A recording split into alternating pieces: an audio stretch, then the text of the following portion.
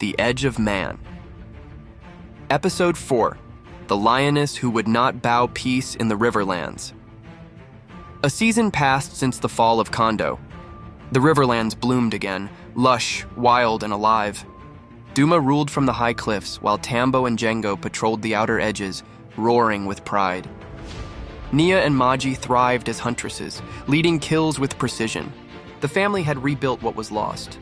A new generation of cubs, Nia's first litter, played near the river under Duma's watchful eye. But peace in the wild is always temporary. The smoke on the horizon one afternoon, the wind changed. It carried a new scent, ash.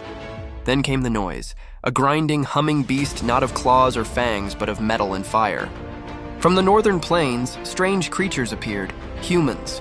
With rifles slung over shoulders and cameras clicking like insect wings, they set up tents near the old baobab tree. Duma stayed low, observing. These were not poachers. Not yet, but they were intruders. They left behind scraps, spooked the herds and disturbed the hunt. And they were drawing others, more humans and worse, hyenas and leopards emboldened by the disorder.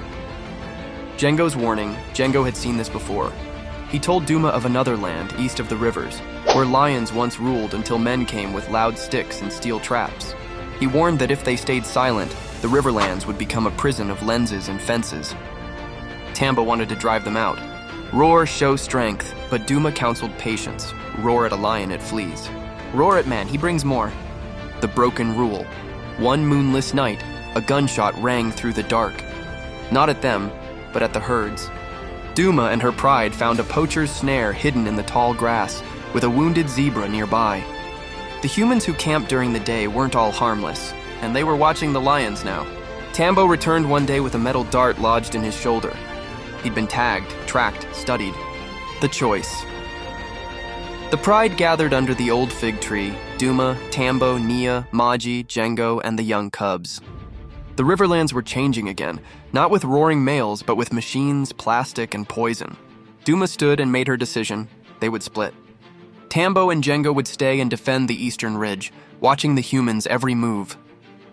Nia and Maji would lead the cubs south, across the rocky hills to safer land where prey still roamed free and men had not yet come.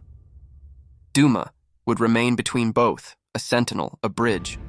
She would not abandon the Riverlands again, not unless it burned. The eyes in the grass. At twilight, a drone buzzed quietly above the pride. Duma lifted her head, golden eyes fixed on it, not with fear, but with the fury of the wild. Let them watch, let them come. The lioness who had lost, survived, and reclaimed her world would not bow again.